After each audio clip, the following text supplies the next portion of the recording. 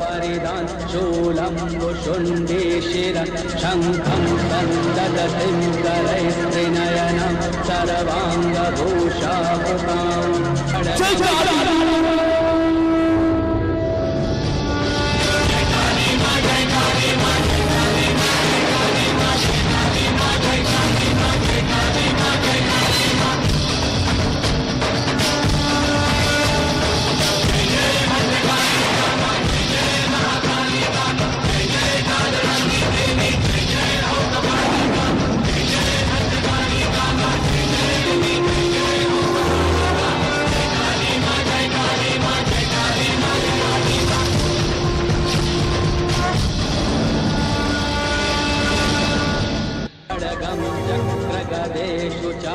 परिधान शूलं शुण्डे शिरः शङ्खं सन्ददतिं करे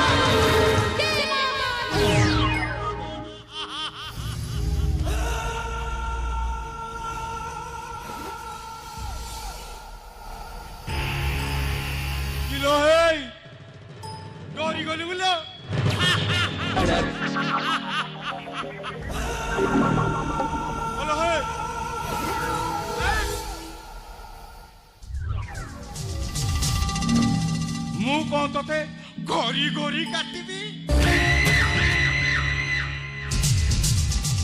आलो तोते पूरा एक बेले के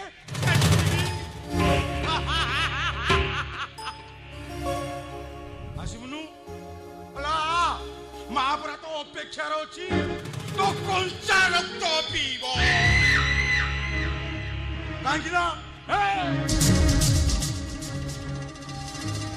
मो गुरुजी परा मते कहचंती अमावास्या तिथि रे तीनोटी अमावास्या रे तीनोटी बोली देई तू तो लक्ष्य स्थल निश्चय पहुंचबू हाइला गेला तू परा हो तुम प्रथम बोली डरू तू क्या अरे मु सत कहूची तते घोरी घोरी जमा काटिबिनी अरे एका बेले के छेदिबी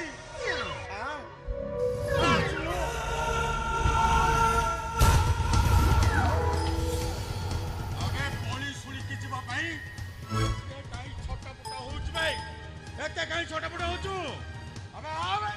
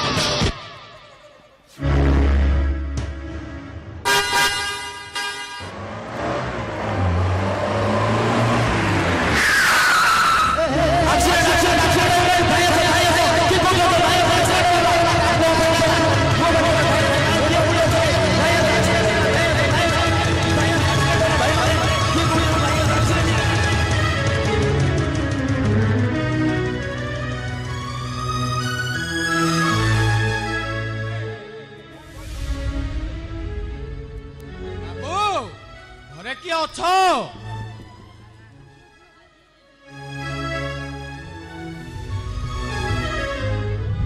ଟିକେ ଆସିବେ ବାବୁ, ଟିକେ ଶୁଣିବେ। କାହିଁକି ସେମାନଙ୍କୁ ଡାକୁଛ? ସେମାନେ କେହି ଶୁଣିବେନି। ଯଦି ଶୁଣିଥାନ୍ତେ ତାହେଲେ ମୋର କଣ ଅବସ୍ଥା ହେଇଥାନ୍ତା? କିଏ? ବାପା, ବାପା। କିଏ ତମର କଣ ବାପା? ତମର ଏଇ ପଡ଼ିଲା? ବାପା,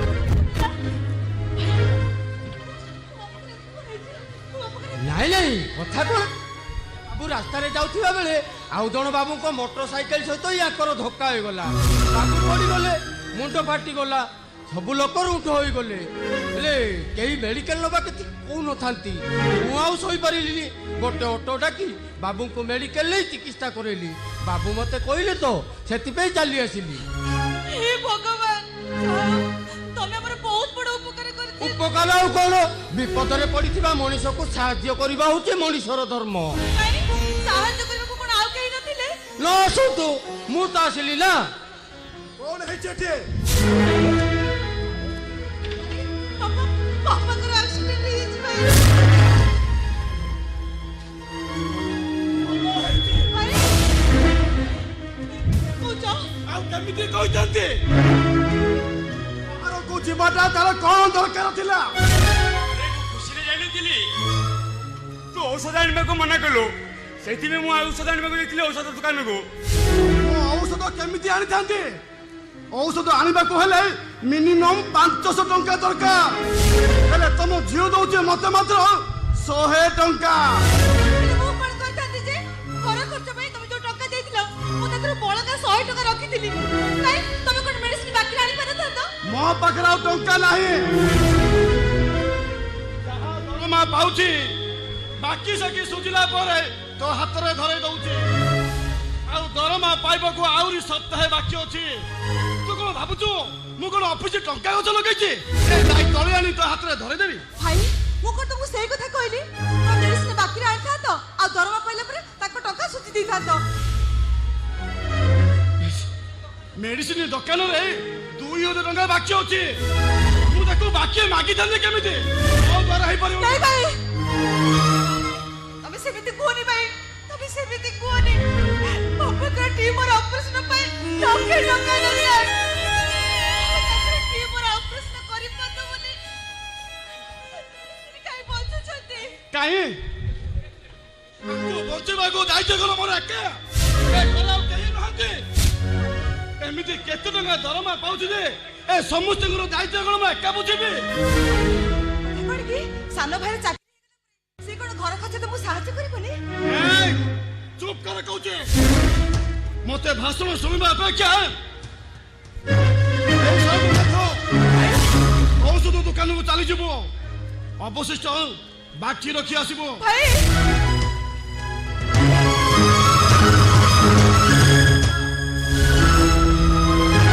ସନ୍ଧ୍ୟା, ଆରେ ତୁ ଏଠି କଣ କରୁଛୁ?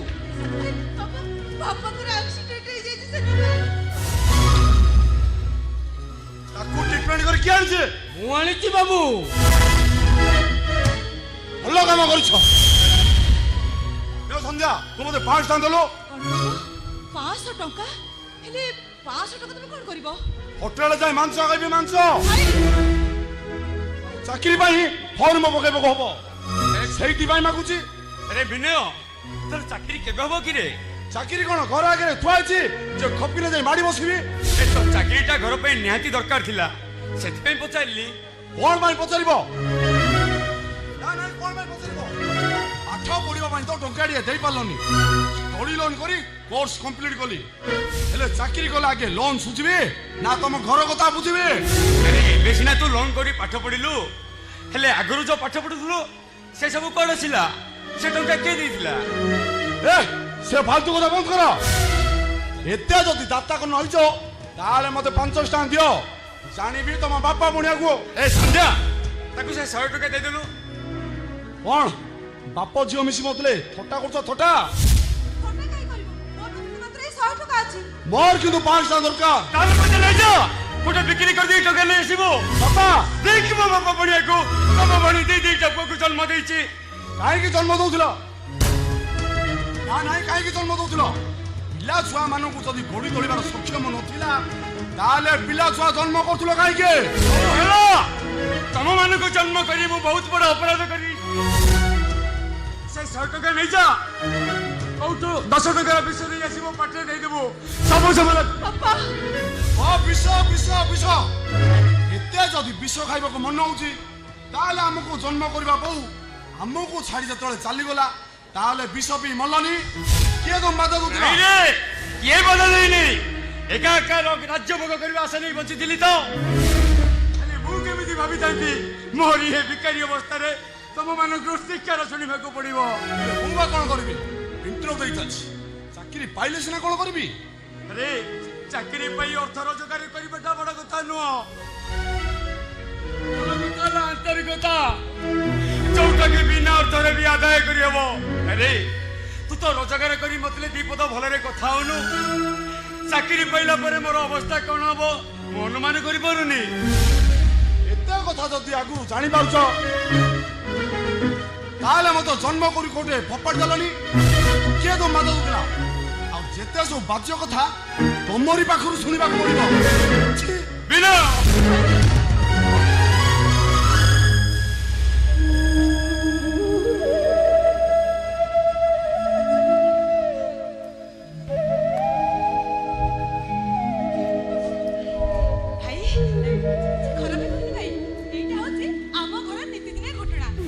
ଅଭାବେ ସ୍ୱଭାବ ନଷ୍ଟି ଅର୍ଥର ଅଭାବ ଆମକୁ ଏମିତି ଗ୍ରାସ କରିଛି ସେଥିରୁ ଆମେ ଉଦ୍ଧାର ପାଇପାରୁନୁ।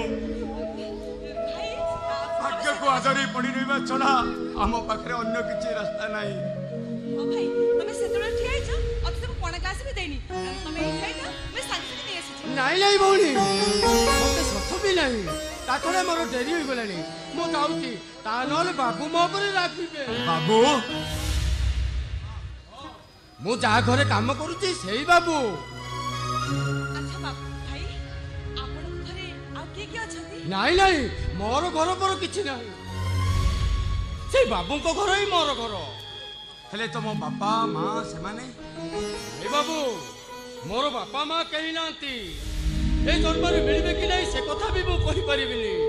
ସେଇ ବାବୁ ମତେ ପିଲାଟି ଦିନରୁ ପାଳି ପୋଷି ବଡ କରିଥିଲେ। 8ମ ଶ୍ରେଣୀରେ ପାଠ ପଢୁଥିଲି ହେଲେ କଣ ହେଲା କେଜାଣି ହଠାତ୍ ମୋ ପାଠ ପଢାଟା ବନ୍ଦ କରିଦେଲେ। ତାପରେ ମତେ ଘରର କାମ ଧନ୍ଦା କରିବାକୁ କହିଲେ ଆଉ ସେଦିନଠୁ ତାଙ୍କ ଘରେ କାମ ଧନ୍ଦା କରୁଛି ଖାଉଛି ପିଉଛି ବାସ୍। ତମ ନାଁ କଣ? ମୋନା ନାଗର। କଣ ପାଇଁ ଏମିତିକା ନା କିଏ ଦେଇଛି ତମକୁ? ବାବୁ କହନ୍ତି ମତେ କାଳେ କୋଉ ନାଗେଶ୍ୱର ମନ୍ଦିର ପାଇକି ଆଣିଥିଲେ ଆଉ ସେଥିପାଇଁ ପ୍ରଥମେ ମୋ ନାଁ ଦେଲେ ନାଗେଶ୍ୱର। ତାପରେ କଣ ହେଲା କେଜାଣି ବାବୁ ଆଣି ମତେ ହଠାତ୍ ନାଗର ନାଗର ଡାକିବା ଆରମ୍ଭ କରିଦେଲେ। ତାଙ୍କ ଘରେ ମୁଁ ଯେତେବେଳେ କାମ କରି ଚାକର ପାଲଟି ଗଲି ଯେହେତୁ ମୋର ଜନ୍ମ ପରିଚୟ କଳଙ୍କ କଳା ପୁଅ ମତେ କଳା ନାଗର ଡାକିବା ଆରମ୍ଭ କରିଦେଲେ। ବା ଭାଇ ତମକୁ ଏମିତିକା ନାଁରେ ଡାକିଲେ କଷ୍ଟ ଲାଗେ? ନାଇଁ ନାଇଁ କଷ୍ଟ କାହିଁକି ଲାଗିବ ତା ଛଡା ଦ୍ୱାପର ଯୁଗରେ ତ କୁଷ୍ଠକୁ ସମସ୍ତେ ନାଗର ନାଗର ଡାକୁଥିଲେ ବରଂ ଏଇ ନାଁରେ ମତେ ବହୁତ ଆନନ୍ଦ ମିଳୁଛି। ହଁ ମୋର ଡେରି ହେଇଗଲାଣି ମୁଁ ଟିକେ ଶୁଣିବ ଭାଇ ମେଡିକାଲରେ ବହୁତ ଟଙ୍କା ଖର୍ଚ୍ଚ କରିଥିବ ଗୋଟେ କାମ କର ଏଇ 100 ଟଙ୍କା ନିଅ ଆଉ ତମ ଠିକଣାଟା ଦିଅ ଭାଇ ଧରବା ପାଇଲା ପରେ ତମର ସବୁ ଟଙ୍କା ସୁଝି ଦେବୁ। ଏଇ ତ ଭାଇ ବୋଲି ଡାକୁଛ ପୁଣି ଟଙ୍କା ନବାକୁ କହୁଛ। ଭାଇ କଣ ଭଉଣୀ ପାଖରୁ ଟଙ୍କା ନିଏ ଯେ ମୁଁ ନେବି? ଏ ନାଗର ଭାଇର ଆଜିଠାରୁ ତମେ ହଉଛ ଗୋଟେ ସାନ ଭଉଣୀ ହେଲା।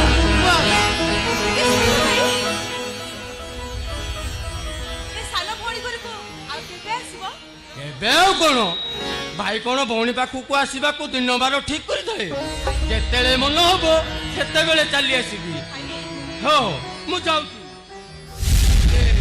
ତା ପୂର୍ବରୁ ବାବୁଙ୍କୁ ଗୋଟେ କଥା କହିବି ବୋଲି ମୋ ମନଟା କାହିଁକି ଖାଲି ଛଟପଟ ହଉଛି। କୋଉ କଥା କହିବ?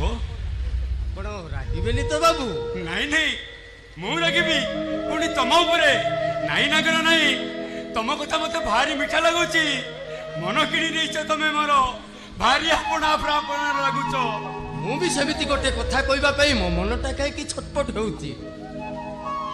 ଆପଣଙ୍କୁ ଦେଖିଲା ପରେ ମତେ ଯେମିତି ଲାଗୁଛି ଆପଣ ମୋର ସତେ ଯେମିତି ନିଜର, ହେଲେ ଦୁଃଖ ଲାଗୁଛି ଆପଣ ମୋର ନିଜର ନୁହନ୍ତି ନା, ସେଥିପାଇଁ ମୁଁ ଆପଣଙ୍କୁ ନିଜର କରିବାକୁ ମୋର ଭାରି ଇଚ୍ଛା ହେଉଛି। ମତେ ନିଜର କହିବ କେମିତି? କେମିତି ଆଉ କ'ଣ, ସନ୍ଧ୍ୟା ଯେତେବେଳେ ମତେ ଭାଇ ବୋଲି ଡାକି ସାରିଲେଣି ସେ ହିସାବରେ ଆପଣ କ'ଣ ମୋର ବାପା ହୋଇପାରିବେନି?